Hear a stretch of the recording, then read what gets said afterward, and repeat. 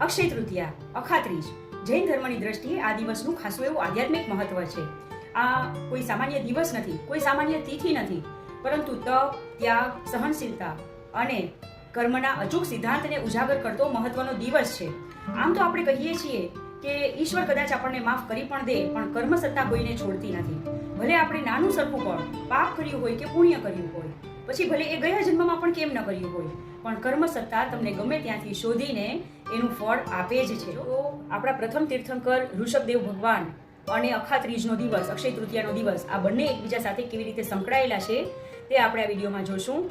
હવે ભગવાન ઋષભદેવ, આપણા પ્રથમ તીર્થંકર, એમણે લોકોનું કલ્યાણ કરવા માટે પોતાના જે સંસારના રાજ સુખો હોય એનું ત્યાગ કરીને દીક્ષા લેવાનો નિર્ણય કર્યો. અને દીક્ષા લીધા પછી તેમણે એવો સંકલ્પ કર્યો કે નિર્દોષ ગોચરી મળે તો જ આહાર ગ્રહણ કરવું, નિર્દોષ ગોચરી દ્વારા જો આહાર મળે તો જ ગ્રહણ કરવું, એવો સંકલ્પ કર્યો. પણ આશ્ચર્યની વાત તો એ છે કે પ્રભુ ઋષભદેવને 13 મહિના સુધી નિર્દોષ આહાર પ્રાપ્ત થતો નથી. આની પાછળ એક ગૂઢ કારણ હતું જે તેમના પૂર્વભવ સાથે સંકળાયેલું હતું. હવે આ કારણ શું હતું તે જાણીએ. પૂર્વભવમાં ભગવાન ઋષભદેવ એક રસ્તેથી પસાર થઈ રહ્યા હતા ત્યારે તેમણે જોયું કે ખેતરમાં ખેડૂત પોતાના બળદોને ઢોર માર મારી રહ્યો છે. કારણ શું? કારણ કે બળદો એનું ધાન ખાઈ રહ્યા છે. અને આ દ્રશ્ય જોઈને ભગવાન ઋષભદેવના દિલમાં બળદો પ્રત્યે કરુણા જાગી. ભગવાન ઋષભદેવે વિચાર્યું કે કંઈક એવું કરવું જોઈએ જેથી કરીને બળદોને માર પણ ન પડે અને ખેતર જે છે એનું નુકસાન પણ ન થાય. ભગવાન ઋષભદેવે ખેડૂતને એક ઉપાય સૂચવ્યો કે આ બળદોના મોઢે સીકું બાંધી દો જેથી કરીને તેઓ અનાજ ખાય નહીં, ધાન ખાય નહીં અને એમને માર પણ ખાવો ના પડે. હવે પેલા ખેડૂતે ભગવાન ઋષભદેવનો જે ઉપાય હતો એ જ પ્રમાણે કર્યું. પણ કામ પૂરું થયા પછી બળદોના મોઢે જે સીકું બાંધેલું હતું એ છોડતા ભૂલી ગયો. આથી બળદો ભૂખ્યા, તરસ્યા પડ્યા રહ્યા, પીડાતા રહ્યા અને એમના દિલમાંથી 360થી પણ વધારે નિશ્વાસો નીકળ્યા. અને આના કારણે ભગવાન ઋષભદેવના આત્માએ અંતરાય કર્મ નામનું કર્મ બાંધ્યું. એટલે કર્મોની ગતિ આવી છે. ભગવાન ઋષભદેવને બળદો પર કરુણા જન્મી અને એમને માર ન ખાવો પડે એના માટે એમણે ઉપાય સૂચવ્યો. છતાં પણ બળદોને પીડા થઈ અને ભગવાનનું અંતરાય કર્મ બંધાયું. ત્યાર પછીના ભવમાં જ્યારે ભગવાન ઋષભદેવ દીક્ષા લે છે ત્યારે તેઓ સંકલ્પ કરે છે કે જો નિર્દોષ ગોચરી મળે તો જ આહાર વાપરવો. અને દીક્ષા લીધા પછી તરત જ તેમણે જે પૂર્વ જન્મમાં અંતરાય કર્મ કર્યું હતું તે ઉદયમાં આવ્યું. આના કારણે ભગવાનને 1 વર્ષ સુધી નિર્દોષ ગોચરી મળતી નથી. અહીં સમજવા જેવી વાત છે કે તીર્થંકર ભગવાન જેવા ભગવાન હોય એમણે પણ પોતે કરેલા કર્મો ભોગવવા જ પડે છે. કર્મ સત્તા જે છે એ કર્મનો સિદ્ધાંત જે છે એ અવિચલ છે અને અચૂક ફળ આપે જ છે. તો આ વસ્તુ આપણે શીખવા જેવી છે. કોઈ પણ કર્મ કરતા પહેલા હંમેશા 2 વખત વિચાર કરીને કર્મ કરવા.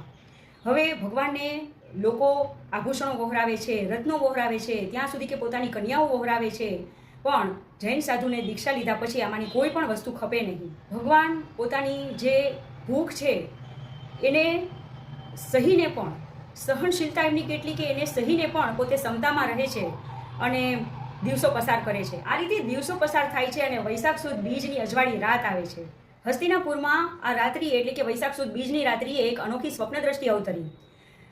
રાજા સોમપ્રભ એટલે કે પ્રભુ ઋષભદેવના પૌત્ર, પ્રભુ ઋષભદેવના દીકરા બાહુબલીના દીકરા એટલે રાજા સોમપ્રભ. આ રાજા સોમપ્રભ અને રાજપુત્ર શ્રેયાંશકુમાર એટલે કે રાજા ઋષભદેવના પ્રપૌત્ર એટલે કે રાજા સોમપ્રભના દીકરા. રાજા સોમપ્રભ, રાજપુત્ર શ્રેયાંશકુમાર અને સુબુદ્ધિ શેઠ, આ ત્રણેય વ્યક્તિઓને એક સ્વપ્ન આવે છે. તો રાજા સોમપ્રભને એવું સ્વપ્ન આવે છે કે એક મહાપુરુષને ઘણા બધા શત્રુઓએ ઘેરી લીધા છે અને શ્રેયાંશકુમારની સહાયતાથી આ જે મહાપુરુષ છે એ વિજયી થઈને આમાંથી બહાર નીકળે છે. આ જ રીતે શ્રેયાંશકુમારને સ્વપ્ન આવે છે કે આખો મેરુ પર્વત જે છે એ મલિન થઈ રહ્યો છે અને પોતે જાતે અમૃતગઢથી સિંચીને એને ઉજ્જવલ કરી દીધો. આ જ રીતે સુબુદ્ધિ શેઠને સ્વપ્ન આવે છે કે સૂર્યના હજારો કિરણો નીચે વિખેરાઈ રહ્યા છે, નીચે પડી રહ્યા છે અને શ્રેયાંશકુમારે આ બધા કિરણોને ફરી પાછા સૂર્યમાં સ્થાપિત કરી દીધા. વૈશાખ સુદ ત્રીજની સવાર પડે છે અને ત્રણેય રાજસભામાં પોતપોતાના સ્વપ્નોની વાત કહી. ત્રણેયના સ્વપ્નો પરથી એવું સૂચિત થયું કે નક્કી શ્રેયાંશકુમારને કંઈક લાભ થવાનો છે, કારણ કે ત્રણના સ્વપ્નોના જે મુખ્ય સૂત્રધાર હતા એ શ્રેયાંશકુમાર હતા. અક્ષય તૃતીયાનું જૈન ધર્મમાં મહત્વ, એમાં ભાગ 2માં છેલ્લે આપણે જોયું કે વૈશાખ સુદ બીજની રાત્રે હસ્તિનાપુરમાં 3 વ્યક્તિઓને સ્વપ્ન આવે છે, અલગ અલગ સ્વપ્ન આવે છે, જેમાં એમના સ્વપ્નમાં મુખ્ય સૂત્રધાર હોય છે શ્રેયાંશકુમાર. હવે નવો દિવસ ઉગે છે બીજા દિવસે એટલે કે વૈશાખ સુદ ત્રીજનો દિવસ, અક્ષય તૃતીયાનો દિવસ. આ દિવસે શ્રેયાંશકુમાર એમના ઝરૂખામાં બેઠા હોય છે અને એક માણસ આવી અને શેરડીના રસથી ભરેલા ઘડાઓ એટલે કે ઈક્ષુ રસથી ભરેલા ઘડાઓ એમને ભેટ સ્વરૂપે આપી જાય છે. અને એ જ સમયે ગોચરી માટે નીકળેલા પ્રભુ ઋષભદેવ ત્યાંથી પસાર થાય છે. ઋષભદેવ ભગવાન સાધુના વેશમાં હોય છે અને આ જોઈને શ્રેયાંસકુમાર એમને જોવે છે અને જોઈને જ શ્રેયાંસકુમારને જાતિ સ્મરણ જ્ઞાન થાય છે. એમને જાતિ સ્મરણ જ્ઞાન થવાથી એ ખબર પડે છે કે ભગવાન ઋષભદેવનો અને તેમનો સંબંધ પૂર્વજન્મમાં પણ હતો અને માત્ર એક જન્મમાં ન હતો, પરંતુ 8 ભવોથી તેમનો અને ભગવાન ઋષભદેવનો સંબંધ ચાલ્યો આવે છે. શ્રેયાંસકુમારને જેવું જાતિ સ્મરણ જ્ઞાન થાય છે અને ખબર પડે છે કે ભગવાન ઋષભદેવ સાથે એમનો પૂર્વજન્મમાં પણ સંબંધ હતો, એ અતિ ભાવ વિભોર થઈ જાય છે અને ખૂબ જ ભાવ વિભોર થઈને એ દોડી જાય છે બહાર અને પ્રભુ ઋષભદેવને ભાત પાણીનો લાભ આપવા માટે એટલે કે ગોચરીનો લાભ આપવા માટે વિનંતી કરે છે અને પ્રભુ ઋષભદેવ એમના ઘરે પધારે છે. હવે એ સમયે જે પેલા શેરડીના રસથી ભરેલા ઘડાઓ ભેટ સ્વરૂપે આવ્યા હતા એને નિર્દોષ આહાર જાણીને શ્રેયાંસકુમાર પ્રભુ ઋષભદેવને તે વહોરવા માટે વિનંતી કરે છે. શ્રેયાંસકુમાર પ્રભુને જેવી વિનંતી કરે છે ભિક્ષા ગ્રહણ કરવા માટે, એવા જ પ્રભુ ઋષભદેવના બંને હાથ આ રીતે અંજલિ આકારમાં ગોઠવાઈ જાય છે.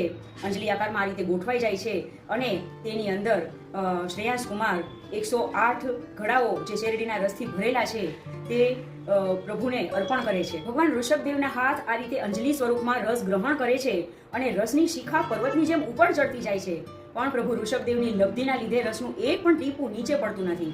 આ રીતે ભગવાન કરપાત્રી બનીને પોતાનું પ્રથમ પારણું કરે છે. આ રીતે પ્રભુ ઋષભદેવ જ્યારે પોતાનું પ્રથમ પારણું કરે છે ત્યારે 5 દિવ્ય પ્રગટ થાય છે. પહેલું ગંધોદક અને પુષ્પની વૃષ્ટિ થાય છે. બીજું 12.5 કોડ સોનૈયાની વૃષ્ટિ થાય છે. ત્રીજું વસ્ત્રની વૃષ્ટિ થાય છે. ચોથું આકાશમાં દેવ દુંદુભી વાગે છે અને પાંચમું દેવો અહોદાનમ અહોદાનમ એવી ઘોષણા કરે છે. આ રીતે કરેલા સુપાત્ર દાનથી શ્રેયાંસકુમાર મોક્ષ ફળનું ઉપાર્જન કરે છે. પ્રભુએ જે સ્થાન પર પારણું કર્યું તે સ્થાન પર શ્રેયાંસકુમારે રત્નમય પીઠ બનાવડાવ્યું અને પ્રથમ દાનીના સ્વરૂપે પ્રસિદ્ધ થયા. હવે પેલા જે 3 સ્વપ્નો આવ્યા હતા એને ડીકોડ કરીએ તો પ્રભુનો મેરુ જેવો દેહ આ દીર્ઘ તપથી જરા નિસ્તેજ બની ગયો હતો. શ્રેયાંસકુમારે ઈક્ષુ રસના પારણા કરાવવા દ્વારા એ દેહને ફરી દૈદીપ્યમાન કર્યો. બીજું સ્વપ્ન હતું એ પ્રમાણે પ્રભુની આસપાસ ભૂખ, તરસ વગેરે જેવા શત્રુઓ જે ધામો નાખીને બેઠા હતા તેને ઈક્ષુરસ વડે થયેલા પારણા દ્વારા પ્રભુએ એના પર વિજય મેળવ્યો અને પ્રભુ હવે તીર્થંકર તરીકે વિચરશે. ઈક્ષુરસ વડે જે પારણું કરાવ્યું એમાં નિમિત્ત બન્યા શ્રેયાંસકુમાર અને શ્રેયાંસકુમારને આ બધો લાભ મળે છે. તો આ રીતે અક્ષય તૃતીયાના દિવસે એટલે કે અખાત્રીજના દિવસે ભગવાન આદિનાથે ભગવાન ઋષભદેવે પોતાના 400 દિવસના ઉપવાસનું પારણું ઈક્ષુરસ વડે કર્યું. આ દિવ્ય ઘટનાની યાદમાં જૈનોમાં વર્ષિતપ કરવાની પરંપરા શરૂ થઈ.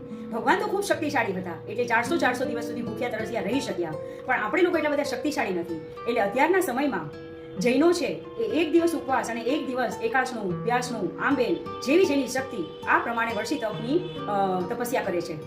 તપ કરવાથી, તપ કરાવવાથી કે તપસ્વીઓની અનુમોદના કરવાથી કર્મની નિર્જરા થાય છે. તો વર્ષિતપના બધા જ તપસ્વીઓને હું સાતા પૂછું છું અને એમની ખૂબ ખૂબ અનુમોદના કરું છું.